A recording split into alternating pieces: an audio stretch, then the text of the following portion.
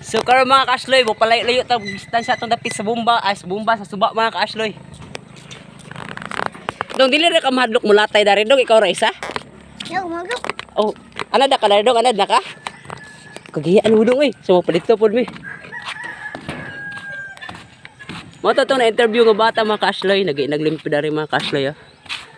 So nice man po dari mga kaasloy, nakatagang paraiso mga kaasloy. Pero nantawa ang lagag mga kaasloy, di ba?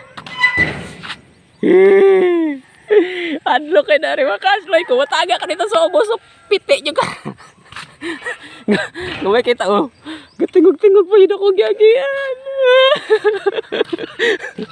Pero ko gamnuan eh. For the first time mga kaasloy, first time yun ako nagkuhan dari. First time na ako nakataka ning hanging bridge siya. Medyo kuluba jud. Ang isa mo nagkakaog tambis. Sa ta nagdistansya tagamay og lanto yun na to. Gagmay kay mga tao dito mga kaasloy oh. Oh nagkabayo po do. So nang tao na yung lugar mga kaasloy. Nice kay ang place mga kaasloy. Di ba? Apo yung mga buntod surround you kasi sa mga buntod mga kaasloy. So inyo nakita di ba? Lubog lang ang Subaru mga kaasloy kay ngano.